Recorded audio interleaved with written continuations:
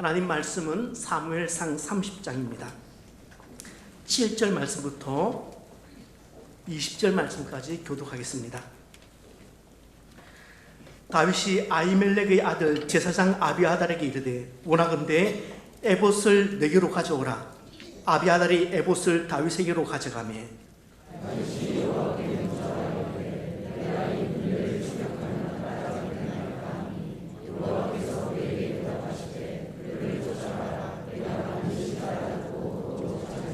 이에 다윗과 또 그와 함께한 600명이 가서 부솔신에 이르러 뒤떨어진 자를 거기 머물게 했으되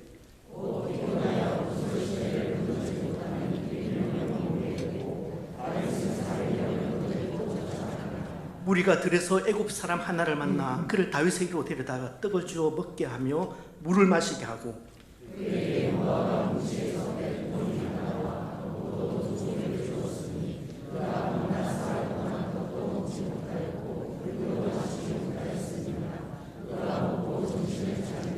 다윗이 그에게 이르되 너는 누구에게 속하였으며 어디에서 왔느냐 하니 그가 이르되 나는 애굽 소년이요 아말렉 사람의 종이더니 사흘 전에 병이 들매 주인이 나를 버렸나이다.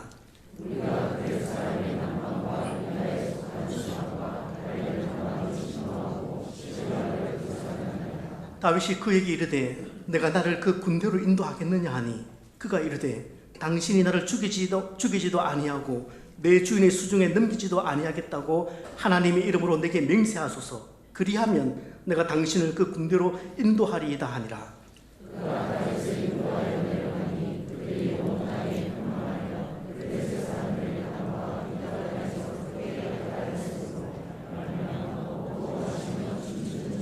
다윗이 새벽부터 이튿날 저물 때까지 그들을 치매 낙타를 타고 도망한 소년 400명 외에는 피한 사람이 없었더라.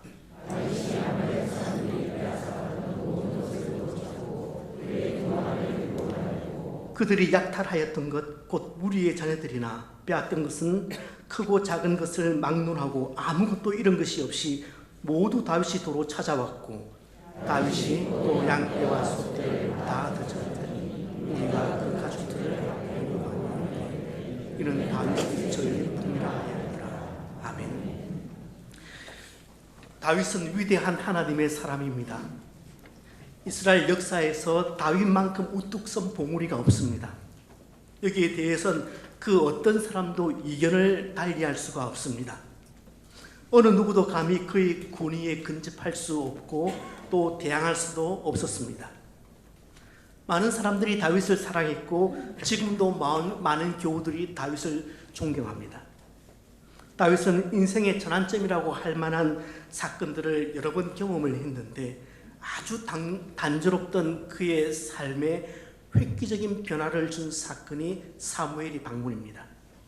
어느 날 난데없이 사무엘이 와서는 그의 머리에 기름을 붓고 너가 이후에 왕이 될 것이다 그렇게 말했을 때 이 무슨 뚱딴지 같은 소리냐, 어떻게 이런 일이 나에게 일어날 수 있을까 그렇게 생각했는지는 모르겠지만 하나님께서는 정말 다윗이 왕이 될 수 있도록 그의 삶을 하나씩 둘씩 인도해 가시는 것 같았습니다.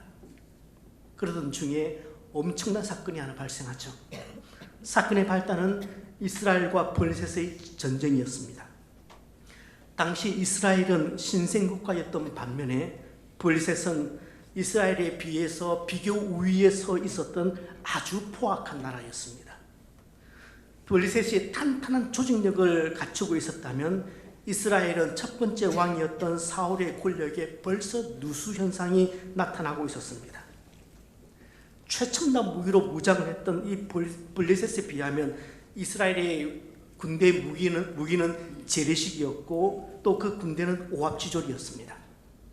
무엇보다 이스라엘은 블레셋의 골리앗이라고 하는 한 사람에 의해서 철저히 농락을 당하고 있었습니다. 골리앗은 군대가 서로 대치된 상황에서 아침 저녁으로 나와서 이스라엘을 희롱하고 하나님을 조롱했습니다. 그러면서 골리앗은 1대1 싸움을 제안합니다. 얼마 동안? 40일 동안. 골리앗이 입을 열어 말을 할 때면 마치 커다란 확성기를 사용하는 것처럼 그 소리가 골짜기에 쩌렁쩌렁 울려 퍼졌습니다. 모습과 그 소리를 듣고도 이스라엘은 속수무책이었습니다. 그 위세에 눌려서 누구도 골리앗의 맛을 생각조차 못하고 있었습니다. 하지만 난세의 영웅이 나죠. 전쟁에 출정한 형님들의 그 안부를 보기 위해서 그곳에 온 다윗이 골리앗의 소리를 듣습니다. 그때 다윗이 너무 화가 나서 참을 수가 없었습니다. 그래서 나를 좀 내보내달라고 요청을 합니다. 이건 다윗에게 골리앗을 이길 수 있는 능력이 있고 없고의 문제가 아닙니다. 아무리 약한 사람이라고 할지라도, 아무리 작은 사람이라고 할지라도 자존심이 있고 수치심이 있다면 느낄 수 있는 그런 울분을 이제 다윗이 느낀 거죠. 사울이 얼마나 급했든지 아직 군대에 징집되지도 않는 나이의 그 다윗을 링 위에 올려버립니다. 이제 프로 격투사인 골리앗과 베들레헴 양치기 촌놈의 진금 승부가 펼쳐집니다. 단판 승부입니다. 하지만 소문난 잔치에 먹을 것 없다는 그 말처럼 승부는 다윗의 물맷돌 한 방으로 그냥 정말 시시하게 끝나버렸습니다. 이스라엘을 희롱하고 하나님을 조롱했던 골리앗이 한 방에 쓰러진 겁니다. 이 사건으로 사울왕은 다윗을 신뢰했고 국민들은 그를 사랑했습니다. 20대 초반에 이미 다윗은 이스라엘 전체의 군대 장관이 되어서 수많은 사람들의 총애와 사랑을 받습니다. 마침내 그는 사울왕의 사위까지 됩니다. 많은 사람들의 부러움을 받으면서 승승장구 가파른 출세를 하게 됩니다. 정말 거침없이 올라갔습니다. 그러던 어느 날 탄탄대로를 걸어가고 있던 그 다윗의 인생이 갑자기 꼬이기 시작합니다. 사건의 발단은 여인들이 불렀던 노래 때문이었습니다. 사울이 죽인 자는 천천히요 다윗은 만만히로세. 그 노래를 들었을 때 다윗은 구름 위를 걷는다는 것이 어떤 느낌인지 알 수 있을 것 같았습니다. 하지만 이 노래가 얼마나 위험한 노래가 될 수 있는지 그때는 몰랐어요. 이 노래가 절대 들어가지 말아야 할 사울왕의 귀에 들어가면서 일이 꼬이기 시작합니다. 그 노래 가사를 듣자마자 사울의 시기심이 터지기 시작했고 그는 마음의 평정심을 잃어버립니다. 결국 사울의 시기심은 통제할 수 없는 지경까지 불타올랐습니다. 다윗은 그렇게 왕의 미움을 받고 하루아침에 왕궁에서 쫓겨났습니다.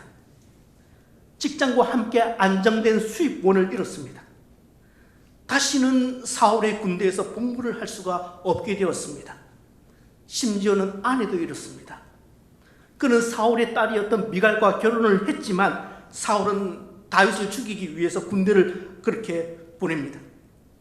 하지만 그때 미갈이 다윗의 탈출을 돕습니다. 그래서 사울은 그 미갈을 데려가서 다른 사람과 결혼을 시켜버립니다. 이거 완전히 막장 드라마죠. 그리고 다윗의 영적인 멘토였던 사무엘마저 죽습니다. 자신이 쌓아왔던 모든 명성을 하루아침에 다 잃어버렸습니다.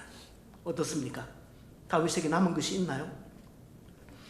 인생 그래프가 그렇게 갑자기 꺾이기 시작하더니 다윗은 이제 나라의 지명 수배자가 되어서 척박한 산지를 떠돌기 시작합니다. 이후 10수년 동안 보통 10년이라 말하기도 하고 13년이라고 말하기도 하고 어떤 학자는 15년이라고 그렇게 말을 하기도 합니다. 그 긴 시간 동안 다윗은 죽을 고생을 하게 됩니다. 회복의 기미가 보이지 않았습니다. 얼마나 갑갑하고 얼마나 답답했을까, 얼마나 실망했을까.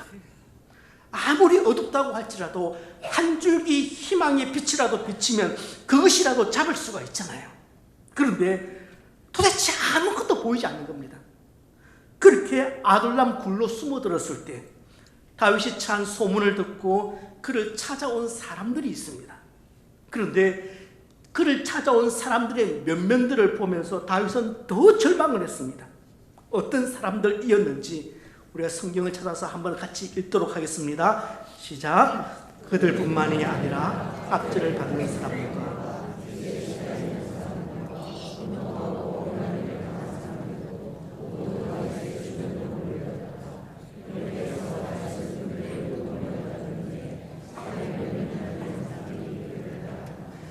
400명 정도의 사람들이 그를 찾아왔는데 어찌 보면 참 답이 없는 사람들이었습니다. 사회 부적응자들이고 또 불평불만을 퍼뜨리는 이 사람들을 데리고 도대체 뭐 어떻게 하란 말입니까? 나 하나의 몸도 근사하기가 힘들어서 아둘람 동굴로 숨어들었는데 어떻게 이런 변두리 인생들을 거두어서 그렇게 또 나아간단 말입니까? 기가 막힐 노릇이죠. 하지만 다윗은 그 사회적인 탈락자들을 다 거두어서 함께 동굴 생활을 시작합니다. 아둘람 동굴 공동체가 그렇게 시작됩니다. 오갈 데 없는 사람들을 받아준다는 소문이 돌자 다윗을 찾아오는 사람들의 수가 어느새 600명에 육박합니다. 이제 동굴 생활은 뭐 어림도 없습니다. 그렇다고 이 많은 사람들을 이끌고 도망을 다닐 수도 없습니다. 결국 다윗은 사울을 피해서 블리셋으로 망명을 신청합니다. 당시 블리셋은 하나의 국가가 아닙니다. 5개의 부족이 모여서 하나의 연합체를 이룬 그런 나라였고 그 중에 대표가 아기스 왕이었습니다. 그 왕에게 찾아가서 다윗이 무릎을 꿇고 충성맹세를 합니다. 왕의 선처로 다윗은 시글락이라는 성을 부로받아서 그곳에 마을을 만들게 됩니다. 일종의 집단 난민촌이죠. 어쩌면 다윗의 인생에서 가장 비참한 1년 6개월의 시간이 진행됩니다. 그렇게 겨우 동굴을 벗어났다 싶었는데 그곳에서 또 다윗은 또다시 캄캄한 동굴 안으로 들어가게 됩니다. 다윗과 그 무리들이 잠시 자리를 비운 사이에 아말렉 사람들이 쳐들어와서 마을을 전부 다 불태워버리고 아내와 자식들을 모조리 인질로 붙잡아 가버린 겁니다. 그러면 이 인질들은 노예로 팔려가는 거죠. 얼마나 낙심이 되었는지 모릅니다. 다윗은 백성들과 함께 그 자리에 앉아서 울었는데 더 이상 울 힘이 없을 정도로 더 이상 기력이 없어서 울 수 없을 지경까지 처절하게 울었습니다. 얼마나 두려움이 컸는지 얼마나 절망감이 컸는지 아무것도 보이지 않았습니다. 이제는 정말 다 끝났다 싶었습니다. 이것만으로도 더없이 나쁜 상황인데 설상가상으로 부하들의 그 거대한 분노가 다윗을 향하고 있었습니다. 갈 곳 없던 사람들을 거두어 주었던 다윗입니다. 데리고 있던 그 많은 식솔들을 살리기 위해서 아기스 왕에 찾아가서 온갖 비굴한 짓을 다했던 다윗입니다. 어디 그들의 처자식만 잡혀갔습니까? 그런데도 무리들은 다윗을 돌로 쳐서 죽이려고 합니다. 이것이 리더의 외로움입니다. 여러분, 이런 사면 초과의 절망적인 상황을 한번 경험해 보셨습니까? 정도의 차이는 있겠지만 다들 이런 삭막한 상황을, 어려운 상황을 경험을 해 보셨을 겁니다. 어쩌면 지금 그냥 뭐 울고 싶을 만큼 답답한 경험을 하시는 성도들도 계실 겁니다. 앞으로 우리가 이런 경험들을 해야 할지도 모르죠. 자, 이런 고난이 찾아올 때, 고통이 찾아올 때, 그래서 온통 두려움에 사로잡히게 될 때 신앙인들은 어떻게 처신을 해야 합니까? 막상 고난과 고통이 나에게 다가오면 어쩔 줄 몰라 하고 그 고난에 그대로 함몰되어 버리는 이유는 지난 시간에 연습이 안 되어 있기 때문에, 마음이야 꿀떡 같은데 연습이 안 되었기 때문에, 그게 몸에 배어 있지 않기 때문에 그렇게 그 고난의 때에 우리가 제대로 반응을 하지 못한다고 말씀을 드렸습니다. 그렇다면 구체적으로 어떤 연습을 해야 할까요? 첫 번째, 가장 먼저 하나님 앞에 서시길 바랍니다. 하나님 앞에 선다는 이 말이, 이 연습이, 하나님 앞에 서는 연습이 너무 뻔한 말로 들리고 어쩌면 굉장히 추상적인 그런 말로 들릴 수 있을 것 같습니다. 저도 이렇게 바로 단도직입적으로 말씀을 드리는 것을 좋아하는 스타일은 아닙니다. 저는 답을 찾아가는 과정을 좋아하기 때문에 이렇게 단도직입적으로 하나님 앞에 서는 연습을 하십시오 이렇게 말하는 것 저도 꺼려합니다. 그런데 그렇지 않아요. 여러분, 위기의 순간이 닥치고 풍랑 한가운데로 들어가면은 결국은 가장 중요한 본질을 붙잡아야 합니다. 크고 작은 잔가지들은 다 쳐내버리고 가장 중요한 핵심을 잡아야 살 수 있습니다. 그래서 손을 멈추고 발걸음도 멈추고 지금 누가 나와 함께 하는지를 그렇게 보아야 합니다. 시편 46편 10절의 말씀이 그것을 뒷받침합니다. 함께 읽습니다. 너희는 잠깐 손을 멈추고 내가 하나님인 줄 알아라. 나와 함께 하시고 나를 도와주시는 삼위 하나님은 천지를 지으신 전능하신 창조자이시며 나를 사랑하여서 고난을 받으시고 십자가에 달리신 독생자이시며 또한 지금도 내 삶 속에서 살아 역사하시는 성령 하나님이십니다. 때문에 우리를 위협하고 으르렁대는 그 문제에만 함몰되지 마시길 바랍니다. 고난이 만들어내는 그 두려움에 빠져서 마냥 우울해하지도 마시길 바랍니다. 남자의 알량한 그 자존심으로 마지막까지 버티려고 애쓰지도 마시길 바랍니다. 그 자존심으로 얼마 버티지를 못합니다.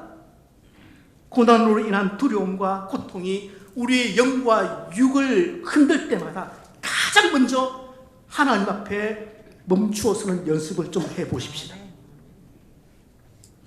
어느 어부의 기도문입니다. 주님, 저에게 은혜를 베풀어 주옵소서. 바다는 너무 넓은데 저의 배는 너무 작습니다. 너무 순박한 기도문이지 않습니까?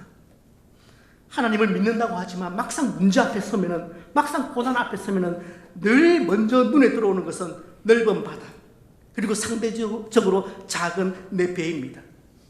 그래서 싸우기도 전에 싸움이 끝나버립니다. 바다는 너무 넓고 내 배는 한없이 작아 보일 때, 그때 나에게 필요한 것은 어떤 풍랑에도 흔들리지 않을 것 같은 항공모함이 아닙니다. 어떤 환경 속에서도 나와 함께 하시는 하나님의 은혜가 필요한 겁니다. 어부는 그것을 알았습니다. 그래서 주님, 바다는 너무 넓고 내 배는 작은데 그러니 저에게 은혜를 내려주옵소서, 그렇게 기도하고 있는 겁니다. 다윗이 골리앗과 싸울 때도 다윗에게 필요했던 것은 사울의 갑옷이 아니라 목동의 낡은 옷이었습니다. 사울의 칼이 필요했던 것이 아니라 목동의 물맷돌이면 충분했습니다. 싸움에서 이기기 위해서 더 필요한 것은 더 좋은 현대식 무기를 장착하는 것이 아님을 다윗은 잘 알았습니다. 왜냐하면 인생 전쟁은 결국 하나님께 속해 있기 때문에 그렇습니다. 그 전쟁은 칼과 총으로 하는 전쟁이 아닙니다. 인생 전쟁의 승패는 내가 누구 편에 서 있는가로 결판이 나는 겁니다. 그래서 다윗은 있는 그대로 목동의 차림으로 골리앗 앞에 선 겁니다. 그러면서 이렇게 고백을 합니다. 다윗의 고백을 우리 함께 읽읍시다. 주님께서는 칼이나 창 따위를 쓰셔서 구원하시는 것이 아니라 전쟁에서 이기고 지는 것은 주님께 달린 것이다. 아멘. 또한 시편 46편 7절에서 다윗은 이렇게 고백합니다. 그 고백을 함께 읽습니다. 만군의 주님이 우리와 함께 계십니다. 야곱의 하나님이 우리의 피난처시다. 여러분 믿으십니까? 중국 모택동 시절에 그 중국 지하교회 지도자로 알려진 분이 왕명동, 중국 이름으로 왕밍따오 목사님입니다. 이 왕명도 목사님은 중국 국민당 정부에서 중국 공산당 정권으로 그 정권이 넘어가는 격변기를 온몸으로 그렇게 견뎠던 분입니다. 그는 공산당에 체포되어서 말할 수 없이 힘겨운 고문을 받게 됩니다. 그 고통과 고문과 회유를 이기지 못하고 결국 이 왕명도 목사님은 감옥에서 예수님을 부인합니다. 그렇게 전향서를 쓰고 감옥에서 석방되었지만 그때부터는 내가 주님을 배신했다는 그 죄책감이 늘 그를 괴롭히기 시작합니다. 극심한 두통이 생겨서 하루하루가 산 지옥이었습니다. 견딜 수가 없는 거예요. 의사도 못 고치고 어떤 약을 먹어도 차도가 없었습니다. 왕명도 목사님은 그때 알았습니다. 이것은 하나님이 주시는 징계구나. 나는 주님을 버렸지만 주님은 아직도 나를 버리지 않으셨구나. 그러니까 나를 돌이키기 위해서 나에게 이런 고통을 주시구나. 주시는구나. 그가 진실로 회개합니다. 그리고는 목에 큰 간판을 걸고 그 베이징 북경 거리를 다니면서 미친 듯이 큰 소리로 울면서 공개 자백을 합니다. 목에 건 간판에는 이렇게 글귀가 쓰여 있었다고 합니다. 저의 이름은 베드로입니다. 저의 또 다른 이름은 왕명도입니다. 한때 예수님을 사랑했던 제자입니다. 그러나 공산당에게 고문을 당하고 저는 저를 사랑하신 예수님을 부인했습니다. 그러나 다시 주님을 사랑하고 섬기기를 원합니다. 예수님은 나의 구주입니다. 여러분, 예수 믿으세요. 1958년 4월 29일 왕명도 목사님과 류경문 사모님은 다시 공안에 체포됩니다. 왕명도 목사님은 종신형을 선고받았고 사모님은 15년형을 선고받았습니다. 왕명도 목사님은 22년 동안 지긋지긋한 고문을 당합니다. 하지만 그에 관한 소식은 금방 중국의 지하교회 지도자들과 성도들에게 알려집니다. 그 소식이 그 지하교회에서 신앙을 붙잡고 살아가는 그들에게 얼마나 큰 위안과 그리고 힘이 되었는지 모릅니다. 그 어떤 고난과 고통 속에서도 버틸 수 있을 것 같은 그 힘을 성도들이 얻게 됩니다. 왕명도 목사님을 따르는 신실한 지도자들이 생기기 시작했고 지하교회도 유례없이 부흥하기 시작했습니다. 1980년 마침내 그 지긋지긋한 감옥 생활을 마치고 추록을 했을 때 라비 제크라이스라는 유명한 인도 출신의 그 전도자가 그를 만나서 왕명도 목사님을 만나서 어떻게 그 무서운 고난을 그 22년 동안 이겨낼 수 있었냐고 질문을 했습니다. 22년 감옥 생활로 육신이 쇠약해질 대로 쇠약해진 그 왕명도 목사님은 그 질문에 웃으면서 대신 찬송으로 대답을 하고 싶다고 그렇게 이야기를 했습니다. 그러면서 찬송을 하시는데 나의 갈 길을 다가도록 예수 인도하시니 내 주 안에 있는 긍휼 어찌 의심하리요. 믿음으로 사는 자는 하늘 위로 받겠네. 무슨 일을 만나든지 만사 형통하리라. 무슨 일을 만나든지 만사 형통하리라. 여러분 384장 1절을 우리도 한번 찬송해 보실까요?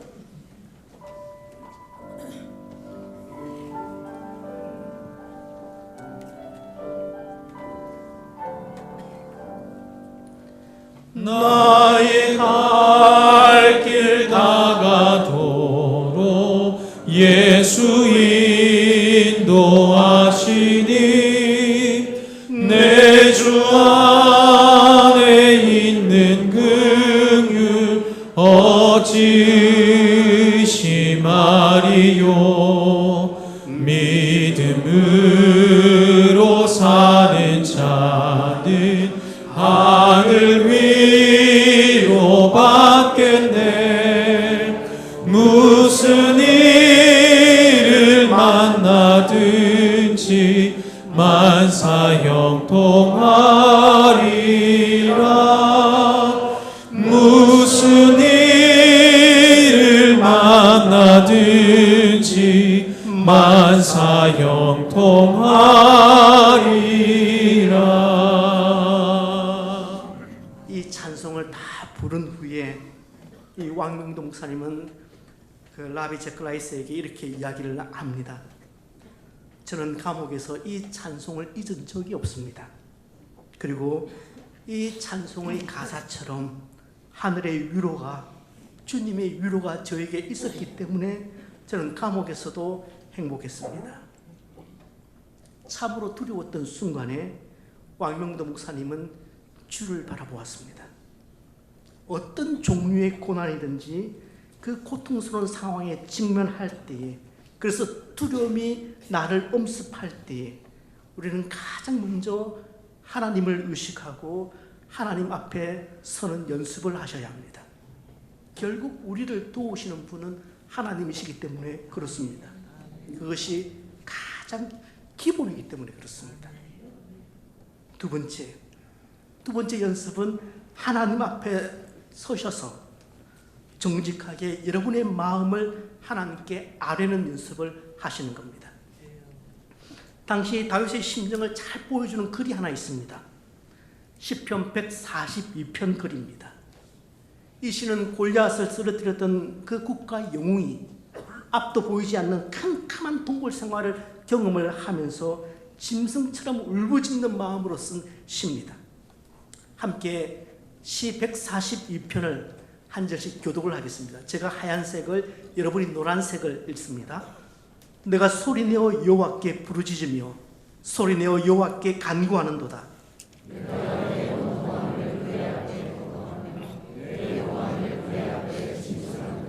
내 영이 내 속에서 상할 때에도 주께서 내 길을 아셨나이다. 내가 가는 길에 그들이 나를 잡으려고 올무를 숨겼나이다.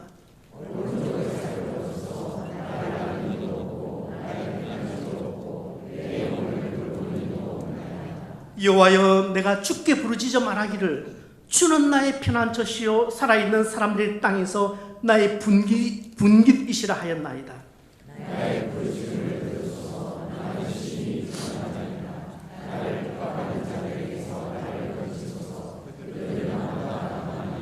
함께 읽습니다. 내 영혼을 옥에서 이끌어내사 주의 이름을 감사하게 하소서. 주께서 나에게 갚아주시니 의인들이 나를 두르리라. 두려움, 절망감, 패배감, 다윗은 그런 복합적인 심정을 영혼이 상했다 그렇게 표현을 합니다. 하지만 그런 부정적인 감정 속에서도 다윗이 영적으로 정서적으로 건강했던 이유가 있다면 그가 그 두려움 때문에 완전히 주저앉거나 사람들을 원망하는 쪽으로 자신의 시선을 돌리거나 그 두려움을 안겨준 사람들에게 덮어두고 복수해야 되겠다 그렇게 칼을 간 것이 아닙니다. 다윗이 영적으로 정서적으로 건강했던 이유는 그 두려움 속에서 하나님께 자신의 모든 감정을 솔직하게 말할 수 있었다는 점입니다.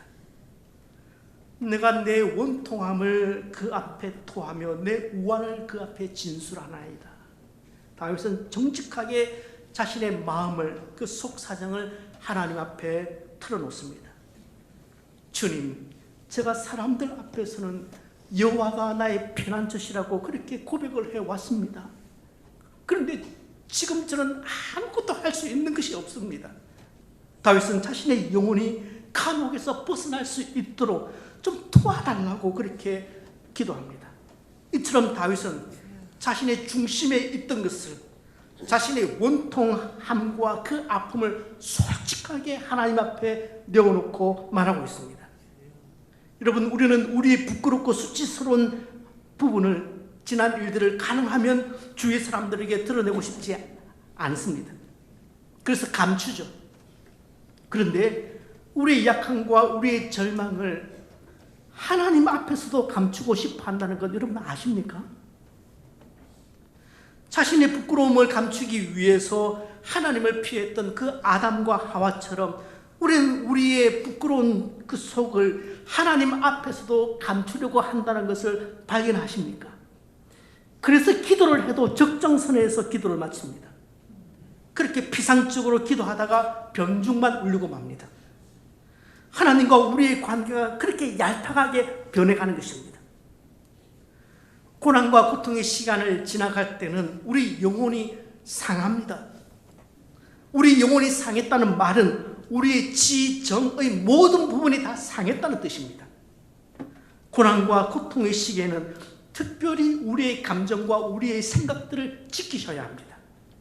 이 모든 것들을 주님 앞에 다 보여드리시길 바랍니다. 모든 지각에 뛰어난 하나님의 평강이 우리의 마음과 우리의 생각을 지키실 것입니다. 주께서 원하시는 제사는 상하고 통회하는 심령이라. 상하고 통회하는 심령을 주께서 멸시하지 않으신다. 그렇게 말씀하셨습니다. 때문에 우리의 속마음을 주위에 있는 사람들에게는 털어놓지 못한다 할지라도 그걸 주님 앞에서까지 감추어서야 되겠습니까? 내 속을 털어놓는 연습을 하셔야 합니다. 세 번째는 하나님 앞에 서서 정직하게 나의 마음을 하나님께 아뢰는 다음에 이제 마지막으로 행동하십시오. 고난과 고통 속에서 다윗은 하나님 앞에 섰습니다. 그리고는 자기의 아픔을 하나님 앞에 하나 숨기지 않고 다 토해내었습니다. 그리고 난 후에 다윗의 반응이 무엇입니까? 행동하는 것이었습니다. 그냥 울고 불고 그렇게 하다가 인생 접어버리는 것이 아니라 힘들지만 일어서서 한 걸음 또 행동합니다. 1930년대 미국의 경제 대공황의 깊은 수렁에 빠졌을 때 그때 대통령이 된 사람이 프랭클린 루즈벨트라는 아주 걸출한 위인입니다.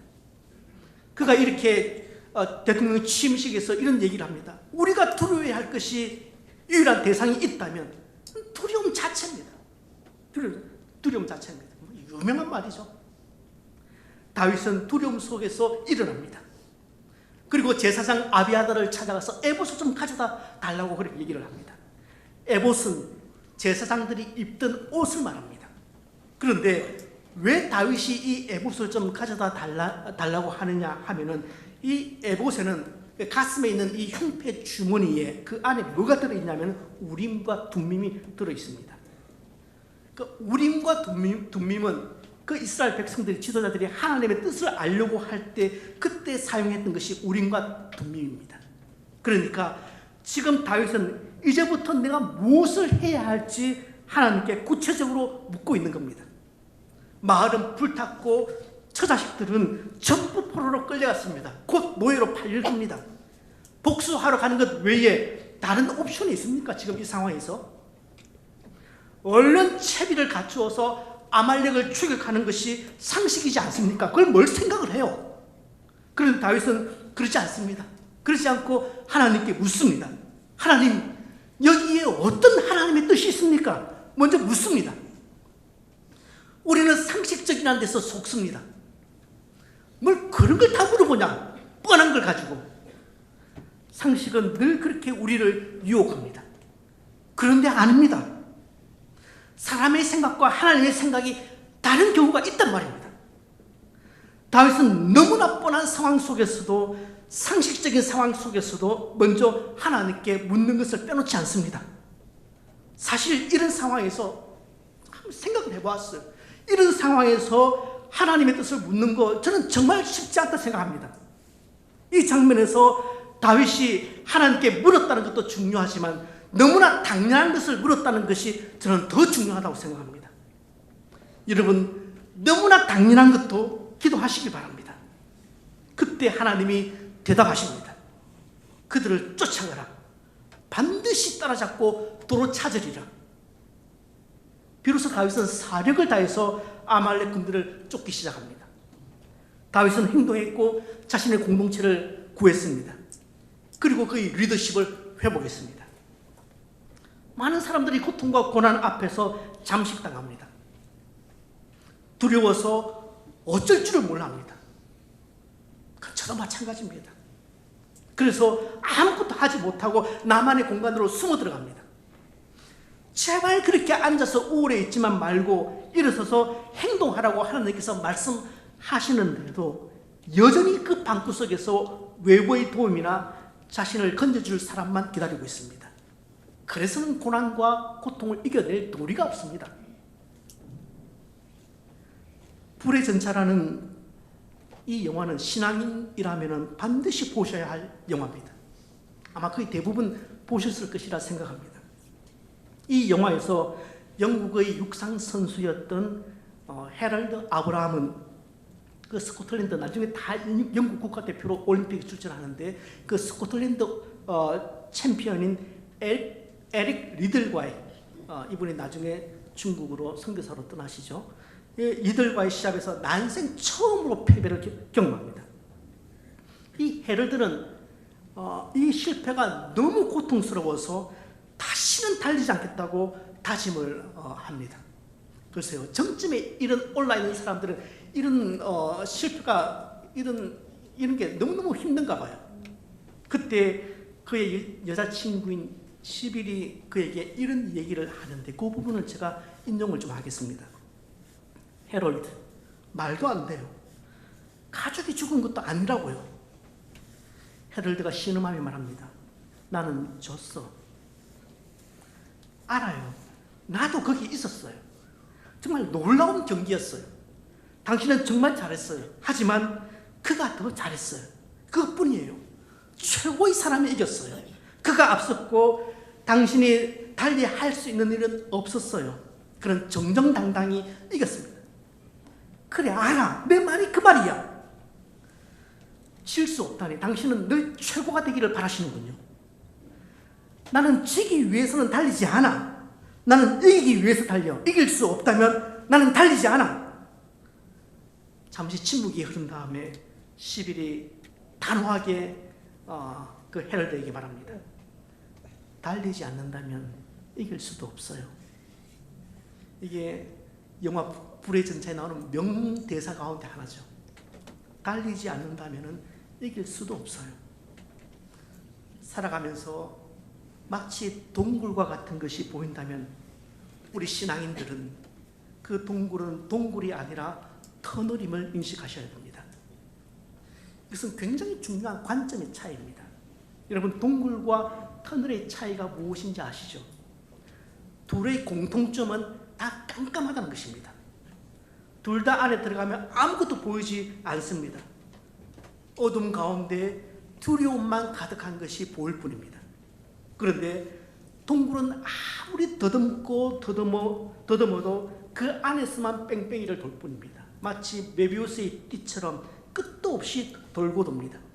하지만 터널은 더듬고 더듬어서 나가면 또 넘어지기도 하겠지만 결국은 빛을 만나게 됩니다. 두려움을 느끼더라도 이건 터널이니까 더듬어 나가면 어느 한순간에 주님께서 빛으로 인도하실 것이다. 그 소망을 가지고 더듬어 나가는 것하고 그냥 동굴에 앉아서 신세 한탄만 하는 사람의 모습은 똑같은 두려움에 휩싸여 있지만 내용은 전혀 다른 겁니다.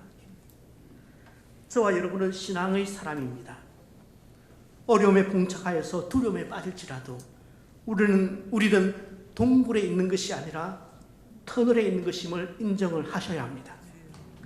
동굴같이 보여도 그건 동굴이 아니라 터널입니다. 물론 두려움이 있습니다. 터널이든 동굴이든. 고난과 고통 앞에서 누군들 두렵지 않겠습니까? 다윗도 골리앗을 처음 보았을 때 두려웠을 겁니다. 뭐처럼 괴물이 다 있나? 때문에 두려움이 일어나는 것, 신앙인들에게 두려움이 일어나는 것 자체가 저는 잘못된 것이 아니라고 생각해요. 그건 건강한 감정입니다.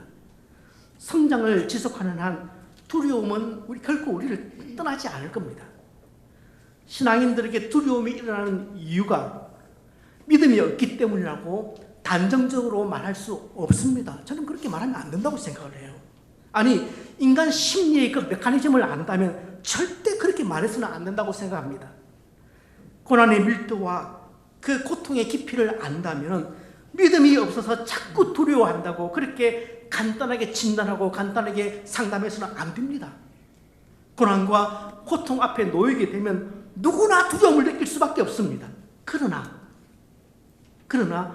그 두려움 앞에서 무엇을 할 것인지 선택을 하는 그것은 믿음의 문제입니다. 삶의 폭풍이 휘몰아칠 때도 실망과 의심의 물결 속에서도 고난과 고통 속에서도 이제 일어나셔서 한 걸음 내디뎌야 합니다. 우리가 선 곳이 동굴이 아니라 터널이 맞다면 어떻게 가만히 앉아 있을 수만 있겠습니까? 더듬어서라도 움직여서 앞으로 나가야 되지 않겠습니까? 두렵겠지만 맞서야 하고 조금씩이라도 행동을 하셔야 합니다. 무섭겠지만 다 무서워요. 안 무서운 사람이 어디 있습니까? 무섭겠지만 하나님을 신뢰하면서 또 한 발자국 떼는 겁니다. 다시 한번 마지막으로 강조해서 말씀드립니다. 믿음이란 내 속에서 두려움이 다 사라지는 것, 그거 아닙니다. 두려움은 여전히 우리 주변을 맴돌고 있을 겁니다. 그러나 신뢰함으로 한 발자국 내딛는 것이, 그렇게 행동하는 것이 믿음이라는 얘기입니다. 그것이 풍랑이는 파도 한가운데 서서 베드로가 했던 일이고 저와 여러분이 터널 속에서 하셔야 할 일입니다. 터널 안이라서 잘 안 보이실 겁니다.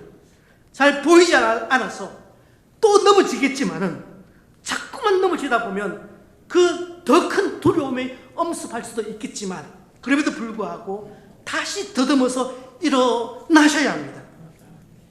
왜냐하면 그게 믿음이기 때문에 그렇습니다. 그게 믿음이에요. 사랑하는 성도 여러분, 고난과 고통 앞에 섰을 때 우리가 무엇을 연습해야 할지 말씀을 드렸습니다. 하나님 앞에 서는 연습, 그 하나님 앞에 서서 자꾸만 내 속을 하나님 앞에 아뢰는 연습, 그리고 난 다음 한 걸음 내딛는 연습이 우리 몸에 배일 수 있을 때까지 우리 한 걸음 또 진력해 나가 보십시다.